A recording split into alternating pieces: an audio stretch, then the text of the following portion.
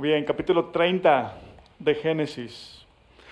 Voy a dar lectura a la primera mitad, ¿no? Voy a llamarle del capítulo. Génesis 30, versículos 1 al 24. Escuchen lo que nos dice Dios. Esta es su palabra.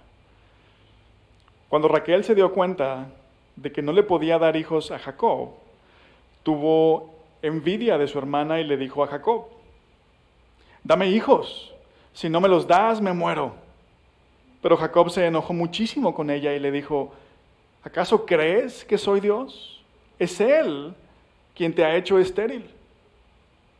Aquí tienes a mi criada Bilhá, propuso Raquel. Acuéstate con ella. Así ella dará a luz sobre mis rodillas y por medio de ella también yo podré formar una familia. Entonces Raquel le dio a Jacob por mujer su criada Bilhá. Jacob se acostó con ella. Bilhá quedó embarazada y le dio un hijo a Jacob. Y Raquel exclamó: Dios me ha hecho justicia. Escuchó mi plegaria y me ha dado un hijo. Por eso Raquel le puso por nombre Dan.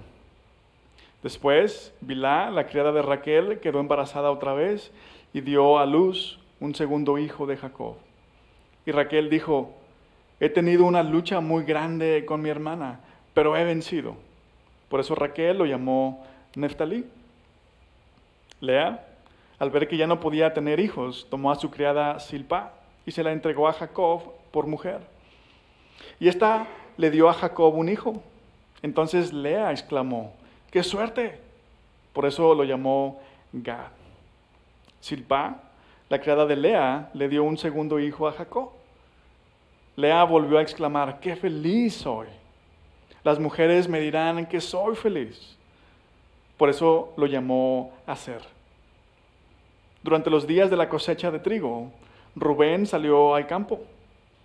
Allí encontró unas frutas llamadas mandrágoras y se las llevó a Lea, su madre. Entonces Raquel le dijo a Lea: por favor, dame algunas mandrágoras de las que trajo tu hijo. Pero Lea le contestó: ¿te parece poco el haberme quitado a mi marido, que ahora quieres también quitarme las mandrágoras de mi hijo? Bueno, contestó Raquel, te propongo que a cambio de las mandrágoras de tu hijo, Jacob duerma contigo esta noche. Al anochecer, cuando Jacob volvía del campo, Lea salió a su encuentro y le dijo: hoy te acostarás conmigo porque te he alquilado a cambio de las mandrágoras de mi hijo. Y Jacob durmió con ella esa noche. Dios escuchó a Lea y ella quedó embarazada y le dio a Jacob un quinto hijo. Entonces Lea dijo: Dios me ha recompensado porque yo le entregué mi criada a mi esposo. Por eso lo llamó Isacar. Lea quedó embarazada de nuevo y le dio a Jacob un sexto hijo. Dios me ha favorecido con un buen regalo, dijo Lea. Esta vez mi esposo se quedará conmigo, porque le he dado 6 hijos. Por eso lo llamó Zabulón. Luego Lea dio a luz una hija, a la cual llamó Dina. Pero Dios también se acordó de Raquel, la escuchó y le quitó la esterilidad. Fue así como ella quedó embarazada y dio a luz un hijo. Entonces exclamó: Dios ha borrado mi desgracia. Por eso lo llamó José y dijo: quiera el Señor darme otro hijo. Vamos a orar a nuestro Dios y Padre, leemos esta historia y para muchos de nosotros puede parecernos increíble que una historia como esta esté en la Biblia.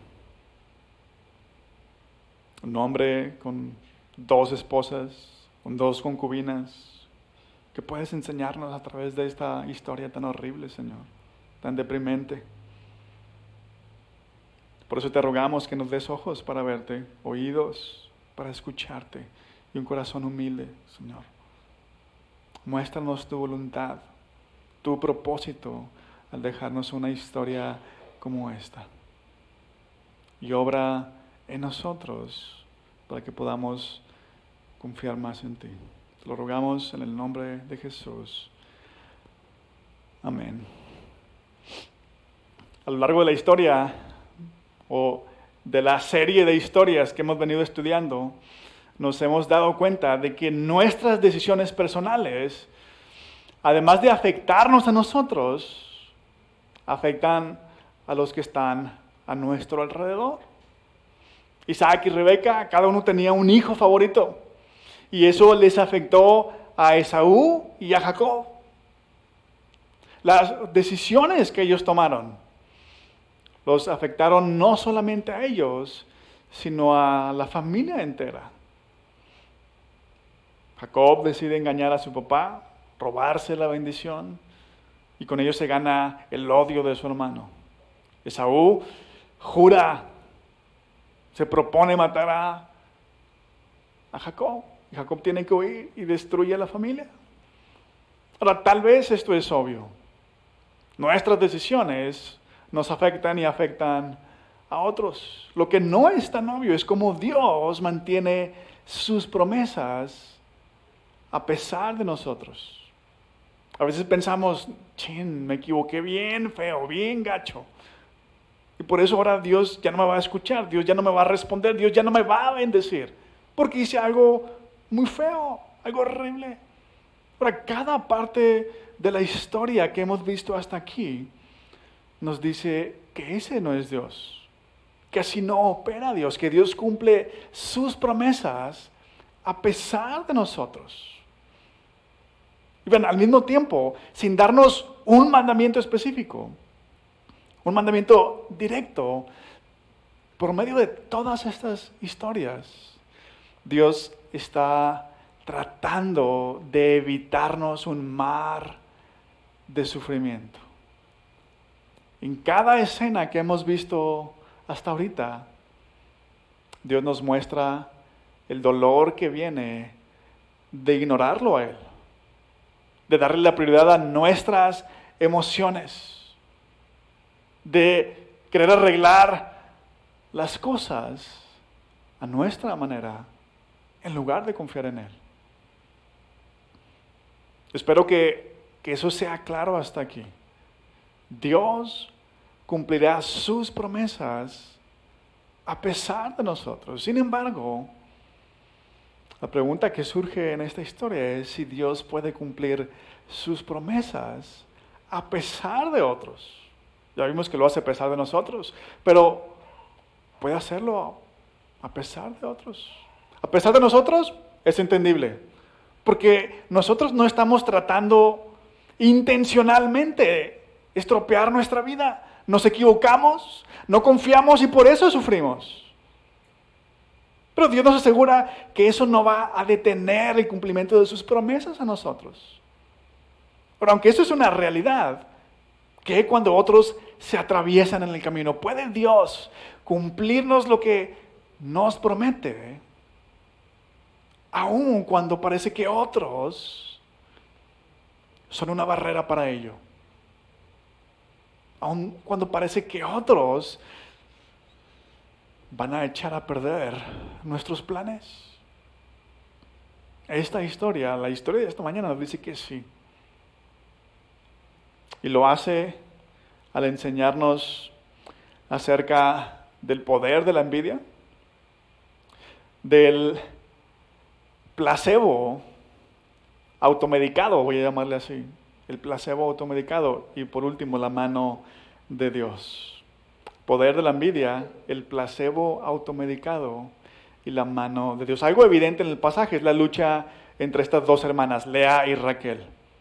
Es una lucha que podemos ver que está conectada con la envidia.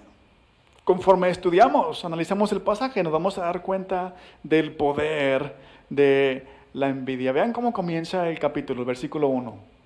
Cuando Raquel se dio cuenta de que no le podía dar hijos a Jacob, tuvo envidia de su hermana y le dijo a Jacob: dame hijos, si no me los das, me muero.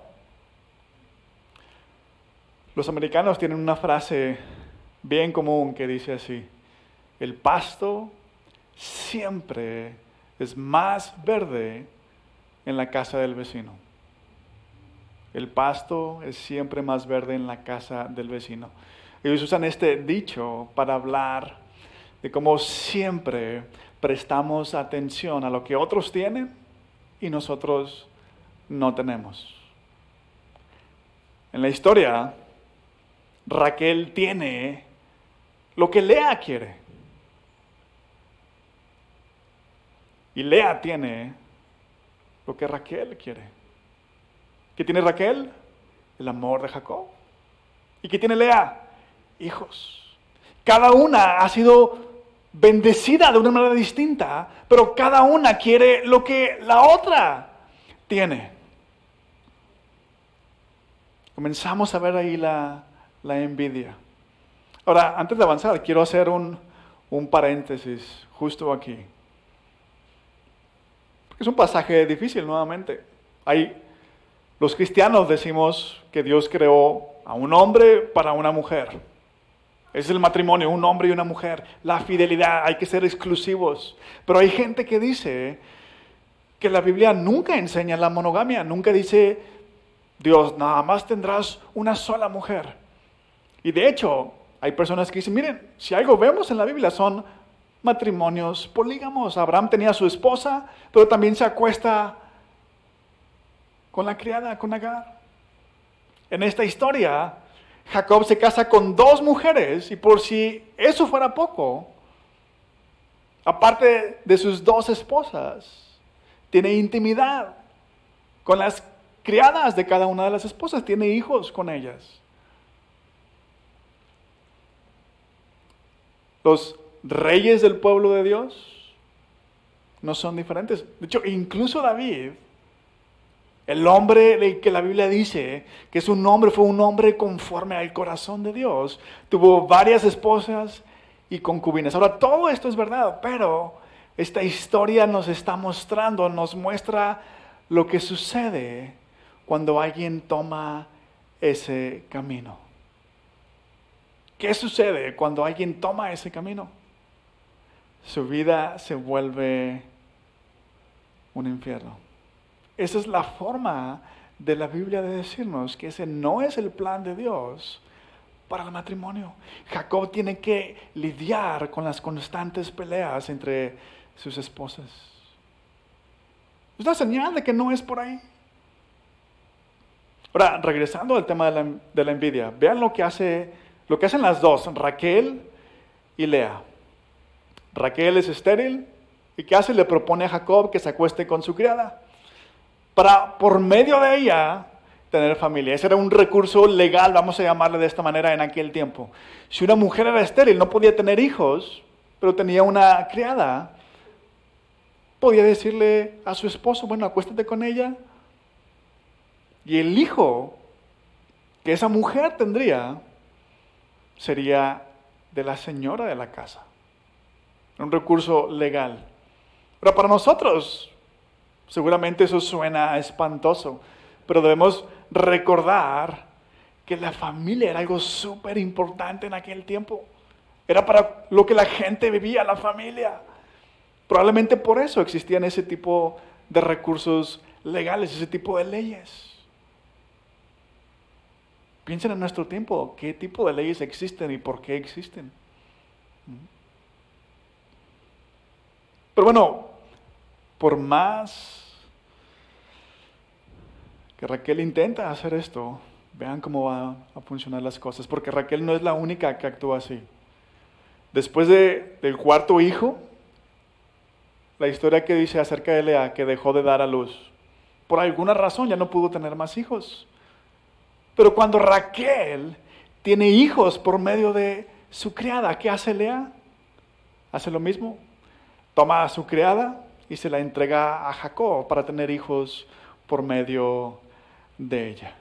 Pero escuchen, por más importante que sea la familia, y por más que exista el recurso legal, yo creo que eso no quita el dolor de una mujer de entregar a su esposo en brazos de otra.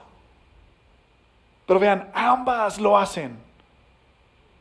Raquel y Lea, ¿por qué?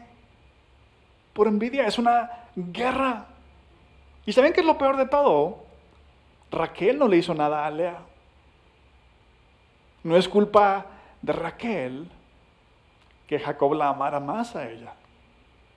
Y tampoco es culpa de Lea que Raquel no pudiera tener hijos. Se están despedazando las hermanas cuando inicialmente nadie le había hecho nada a nadie. Pero vean, ese es el poder de la envidia. Ambas están dispuestas a sufrir, a ver a su esposo en brazos de otra, en brazos de sus criadas, con tal de ganar la batalla. Ahora, quizá en el caso de Lea es algo entendible porque ella no era amada a final de cuentas. Pero ¿por qué echarle más leña al fuego? Es el poder de la envidia. Y porque ese es el poder de la envidia. Díganme si este no es el pensar de los mexicanos. Que no prosperamos porque la gente nos tiene envidia. No, que nadie sepa porque si alguien sabe me van a echar la sal.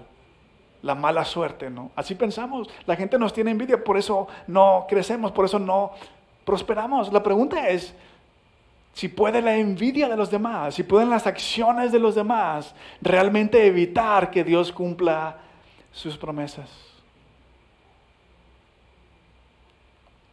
¿Puede o no la envidia de los demás evitar que Dios cumpla sus promesas? Probablemente ya tenemos la respuesta en nuestra mente, pero antes de responderla formalmente, responder esta pregunta, quiero que veamos por qué muchas veces no podemos salir de ciertas conductas autodestructivas como esta, como la envidia. Prestemos atención al placebo automedicado, le puse a este punto. ¿Qué es un placebo? Pero una forma sencilla y no médica de definirlo es así. Un placebo es una medicina que no es medicina. Es algo que le dan a un paciente porque tiene un efecto psicológico. Mientras el paciente crea que está tomando un medicamento, se siente bien. Eso es un placebo. Y eso es lo que hacen ambas, Raquel y Lea. Se están automedicando un placebo. Y esto podemos verlo en los nombres que le dan a sus hijos. O para ser más precisos, a los hijos que sus criadas tuvieron. Escuchen lo que sucede cuando Raquel tiene su primer hijo por medio de su criada. Le pone por nombre Dan. ¿Y qué nos dice el autor? ¿Qué significa este nombre Dan? Bueno, hay una nota de pie de página que nos dice que el nombre Dan significa Él hizo justicia. Esto es lo que Raquel está pensando. Dios me ha hecho justicia. En el versículo 6. Pero en el fondo Raquel piensa que ella ha estado en lo correcto al estar enojada por no tener hijos. Cree que su envidia está justificada. Cree que merece lo mejor de la vida, tener cierto estatus. Dios me ha hecho justicia, dice Raquel. Y la cosa no acaba ahí. Cuando la criada tiene un segundo hijo, le pone Neftalí. Y este nombre en hebreo significa mi lucha. Nuevamente Raquel, escuchen lo que está pensando Raquel. He tenido una lucha muy grande con mi hermana, pero he vencido. Los nombres de sus dos hijos, por medio de su criada, nos dicen qué está pensando, qué está sintiendo Raquel. Pero luego vemos a Lea también. Y hace lo mismo que Raquel. Y cuando la criada de Lea tiene un hijo, Lea le pone este nombre, Gad, que en hebreo significa suerte o buena fortuna. O sea, Lea está diciendo, ¡ay, qué buena suerte! Dios me dio otro hijo. Esto no tiene nada que ver con suerte. Ella puso a su criada en los brazos de su esposo para que tuviera otro hijo. No es cuestión de suerte, es cuestión de biología. Cuando un hombre tiene intimidad con una mujer, van a tener hijos. Eso es lo que normalmente sucede. No es cuestión de suerte. Cuando Lea tiene un segundo hijo por medio de la criada, le pone a este segundo hijo Aser, que significa feliz o dichoso en hebreo. Pero escuchen lo que está pensando Lea. Lea volvió a exclamar, ¡qué feliz soy! Las mujeres me dirán que soy feliz. Ahora, ¿qué tan feliz es realmente Lea? Escuchen los versículos 14 y 15. Durante los días de la cosecha de trigo, Rubén salió al campo. Allí encontró unas mandrágoras y se las llevó a Lea, su madre. Entonces Raquel le dijo a Lea, por favor, dame algunas mandrágoras de las que te trajo tu hijo. Pero Lea le contestó, ¿te parece poco el haberme quitado a mi marido, que ahora quieres también quitarme las mandrágoras de mi hijo? Esa no es la expresión de una mujer feliz. Más bien es la expresión de alguien resentida. A Lea ya se le olvidó lo que dijo cuando nació su cuarto hijo, cuando nació Judá. ¿Se acuerdan lo que dijo Lea cuando nació su cuarto hijo? Esta vez alabaré al Señor. Voy a dejar de buscar mi identidad en el amor de mi esposo. Ahora sí voy a alabar a Dios. Pero ya se le olvidó. Esto nos está enseñando que alabar a Dios no es una acción puntual que hacemos una vez en la vida. O que hacemos una vez al año, o una vez al mes, o una vez a la semana, o una vez al día. Cuando nos olvidamos de alabar a Dios, es fácil caer presa de nuestras emociones. Y es difícil salir de conductas autodestructivas. Lea vuelve al mismo lugar donde estaba. Ella vuelve a tener otro hijo biológico y dice, Dios me ha recompensado porque yo le entregué mi criada a mi esposo. Versículo 18. Pero nuevamente ella está tratando de ganarse un estatus, de ser aceptada por Jacob. Ya se le olvidó que Dios la amó a ella cuando su esposo no la amaba. ¿Y cómo la amó Dios? Dándole hijos, sin que ella tuviera que hacer algo especial. Dios le dio hijos porque vio que ella no era amada. Por gracia. Dios se compadeció de ella, pero ahora la vemos a ella tratando de ganarse el favor de Dios. Dios me recompensó porque hice esto, porque le entregué mi criada a mi esposo. Ahora, ¿qué tanto esto es cosecha mía del pastor? A lo mejor tú lo estás entendiendo así, pastor. No, esa no es la historia. No, porque vean lo que sucede cuando tiene un sexto hijo. Su último hijo, Zabulón. Lea dice, Dios me ha favorecido con un buen regalo. Esta vez mi esposo se quedará conmigo porque le he dado 6 hijos. Eso es realmente lo que está pensando ella. Y aunque ella usa la palabra regalo aquí, todavía espera que esto haga la diferencia.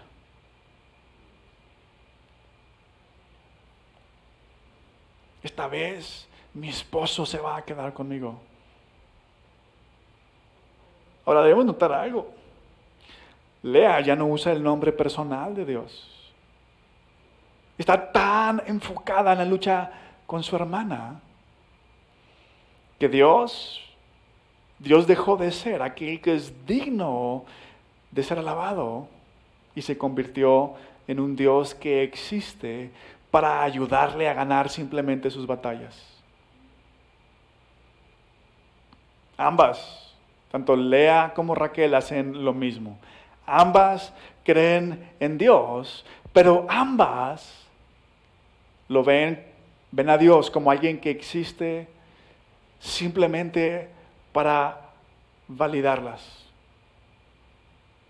Tengo razón, Dios me bendijo por esto. Dios me hizo justicia. Le gané la lucha a mi hermana. Ahora sí mi esposo se va a quedar conmigo. ¿Creen en Dios?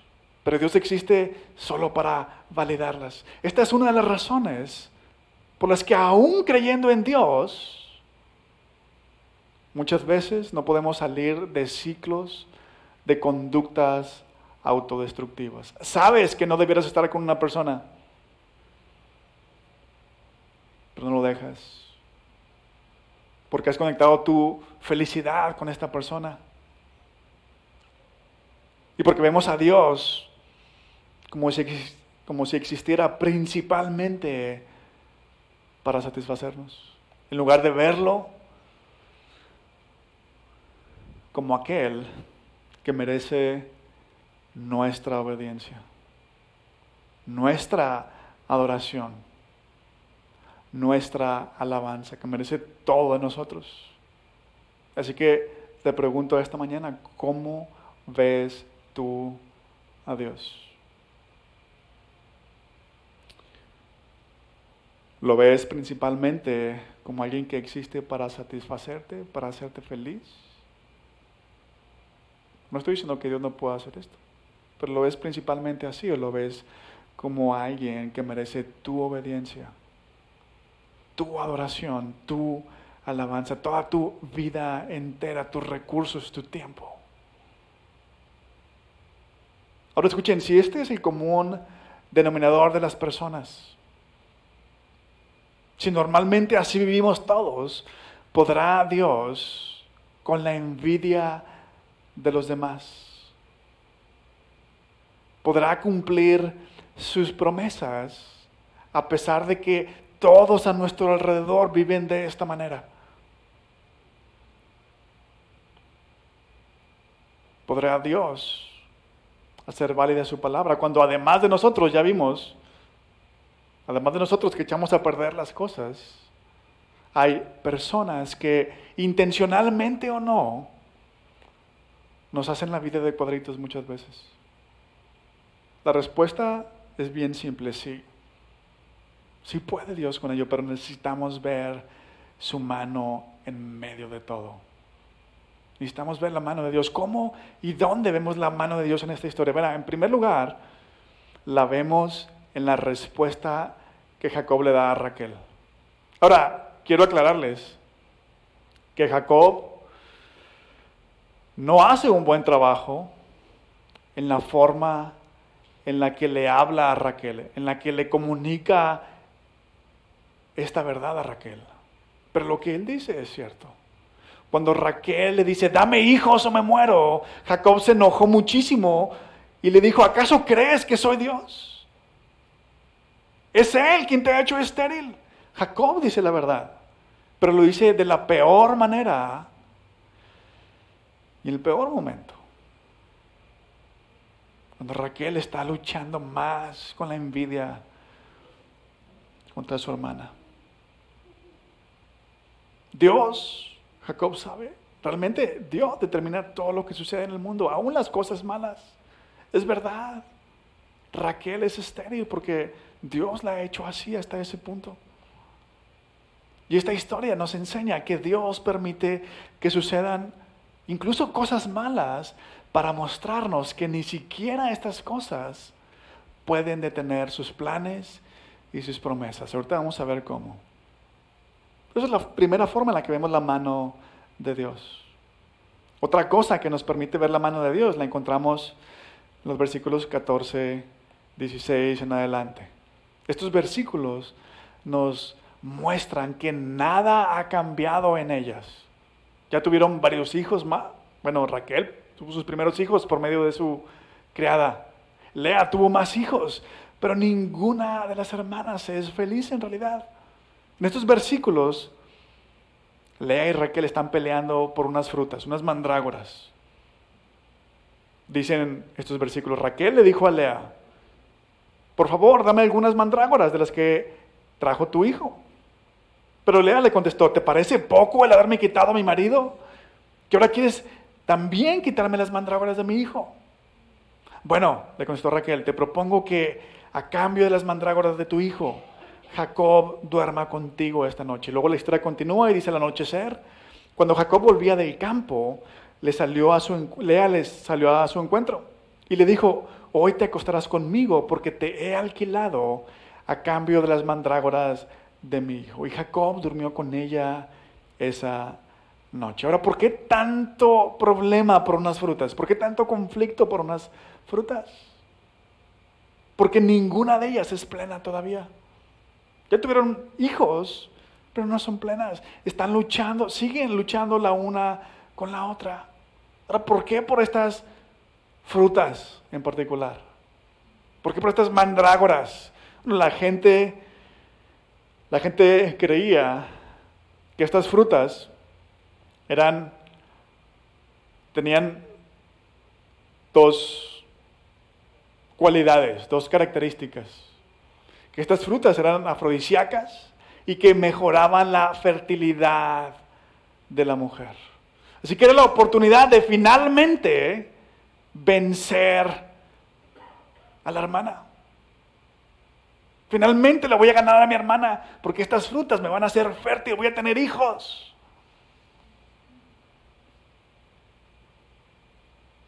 Pero si eso es cierto, si ese es el caso, podríamos preguntarnos, entonces, ¿por qué Lea acepta la oferta de Raquel? Si las mandrágoras son la oportunidad de tener hijos, ¿por qué Lea acepta la propuesta de Raquel? Bueno, por la forma en la que se nos narra la historia, podemos darnos cuenta de que Jacob no estaba con Lea normalmente. Y porque a Lea ya se le olvidó lo que dijo cuando nació su cuarto hijo, ahora sí alabaré a Dios. Vuelve al ciclo autodestructivo de intentar ganarse el amor de Jacob. Por eso acepta. No tengo nada que perder. Voy a tener a Jacob por una noche. Nunca está conmigo. Pero aquí es donde vemos la mano de Dios. Lea acepta la propuesta. Y aunque ella no come las mandrágoras, Lea queda embarazada. No hay nada de malo en usar medios apropiados para ayudar a conseguir ciertos resultados. Pero en la historia las mandrágoras ya tomaron el centro, la atención de ambas. Por medio de esta fruta le voy a ganar a mi hermana. Sin embargo, la historia nos muestra que es Dios quien obra en Lea. Lea no consume las mandrágoras y Lea queda embarazada. De hecho, ella reconoce que fue Dios. Aunque Lea está atribuyendo la obra de Dios, lo que Dios hizo, a sus acciones, a lo que ella hizo. Porque le entregué mi criada a mi esposo. Por eso Dios me bendijo de esta manera, con un hijo. Lea tiene 2 embarazos más antes que Raquel quede embarazada. Y esto quiere decir que pasaron aproximadamente 3 años antes de que Raquel quedara embarazada. Y eso quiere decir que definitivamente no fueron las mandrágoras, sino que fue Dios obrando en la vida de ambas, tanto de Lea como de Raquel. Lea no había comido las mandrágoras y quedó embarazada. 3 años después de esa situación de las mandrágoras, 3 años después, Raquel queda embarazada. No fueron las frutas, fue Dios. Al final, en esta historia, ahora ya no es Lea, es Raquel la que reconoce la mano de Dios. Primero dice, Dios ha borrado mi desgracia. Y aquí usa el nombre genérico de Dios, Dios. Y luego también dice, quiera el Señor darme otro hijo. Aquí ya usa el nombre personal de Dios. Y el nombre que le da a su hijo, José, apunta al pasado y al futuro. Dice, Dios ha borrado mi desgracia.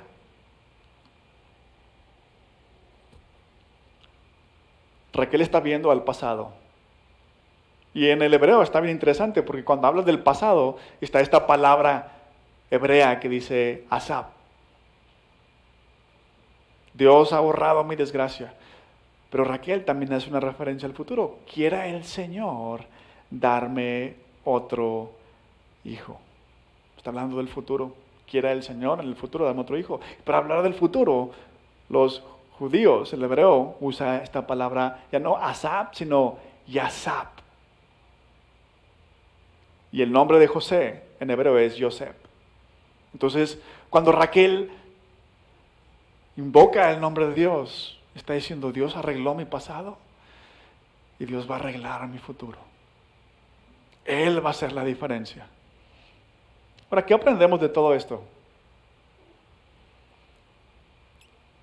Aprendemos que Dios bendice a Jacob a través del conflicto. Que nada ni nadie es rival para Dios. ¿Cuál fue la promesa que Dios le hizo a Jacob? Que le iba a multiplicar, que le iba a dar una gran descendencia. ¿Y qué sucede en la historia? Jacob tiene 11 hijos. Dios lo está bendiciendo, a pesar de él, de lo que ha hecho en su pasado, y a pesar de otros.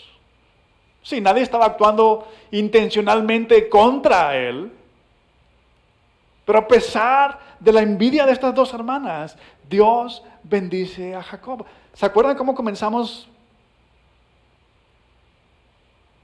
Comenzamos preguntando si Dios puede cumplir lo que promete cuando otros se atraviesan en el camino. Si Dios puede hacerlo a pesar de otros. Ya vimos que Dios actúa a pesar de nosotros, pero ¿puede Dios hacerlo a pesar de otros? ¿A pesar de la envidia de los demás? ¿A pesar de las malas acciones de otros? La respuesta es sí. La envidia y las acciones de los demás no pueden impedir que Dios cumpla sus promesas. De hecho, Dios usa hasta la envidia y las malas acciones de otros para cumplir sus propósitos. ¿Cómo sabemos esto?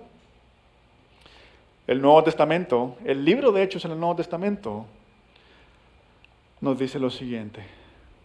Jesús de Nazaret fue entregado según el determinado propósito y el previo conocimiento de Dios. Y por medio de gente malvada, ustedes lo mataron clavándolo en la cruz. Sin embargo, Dios lo resucitó librándolo de las angustias de la muerte, porque era imposible que la muerte lo mantuviera bajo su dominio. ¿Qué nos está diciendo ahí el autor Lucas? Nos está diciendo que el propósito de Dios era que Jesús fuera crucificado. Dios sabía que eso iba a suceder al mandar a su Hijo a la tierra para salvarnos. Que Jesús tenía que morir en nuestro lugar para que nosotros pudiéramos ser perdonados. Pero eso no es lo único que nos está diciendo Lucas. Nos está diciendo que Dios usó a los líderes religiosos del tiempo de Jesús. La envidia que tenían de él, porque Jesús estaba acaparando toda la atención y ya nadie los estaba pelando a ellos. Que Dios usó la envidia de estos hombres, que Dios usó a los romanos que condenaron a Jesús siendo inocente para cumplir su propósito. ¿Cuál? Salvarnos a ti y a mí. Redimir al mundo entero. Pero ¿saben lo que esto significa?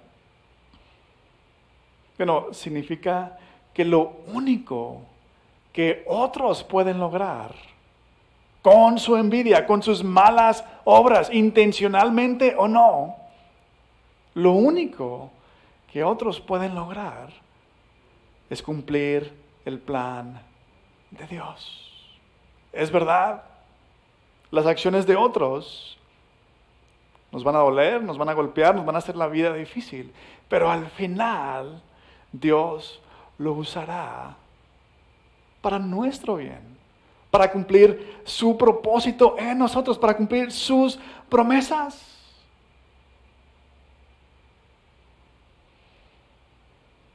Imagínate ir por la vida con esta seguridad y esta confianza. No importa lo que nadie me haga, bueno o malo, Dios lo va a usar para cumplir su propósito en mí. Imagínate caminar así por la vida. La confianza. Ahora, lo único que no debemos olvidar es que Dios no hace esto porque seamos especiales.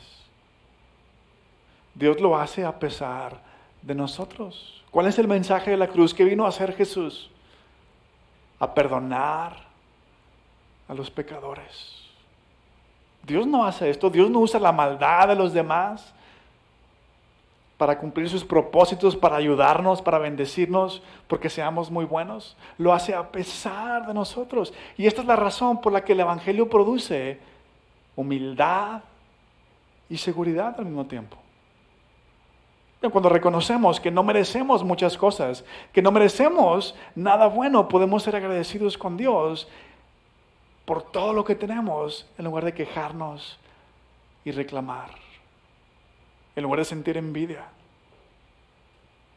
Pero al mismo tiempo, nuevamente, no necesitamos temer nada, porque aún lo más difícil, aún lo más feo que otros nos puedan hacer, Dios lo va a usar para bendecirnos, para cumplir su promesa para con nosotros. Vamos a orar. Nuestro Dios y Padre, te alabamos y te bendecimos, porque verdaderamente tú eres bueno y verdaderamente eres todopoderoso y sabio. Y porque a través de la peor injusticia en la historia de la humanidad, no habrá otra, Señor. A través de la peor injusticia en la historia de la humanidad, la condenación de tu Hijo Jesucristo, que fue inocente. Tú nos recuerdas que lo peor que alguien nos pueda hacer,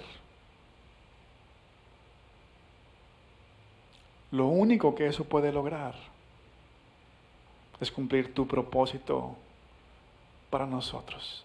Ayúdanos a aferrarnos a esta verdad y a ser hombres y mujeres con una confianza tremenda, no en nosotros mismos, sino en tu obra, en tu protección, en tu cuidado, en tu provisión. Y al mismo tiempo ser humildes porque sabemos que lo hiciste por gracia, a pesar de que no lo merecíamos. Oramos esto, te agradecemos en el nombre de Jesús. Amén.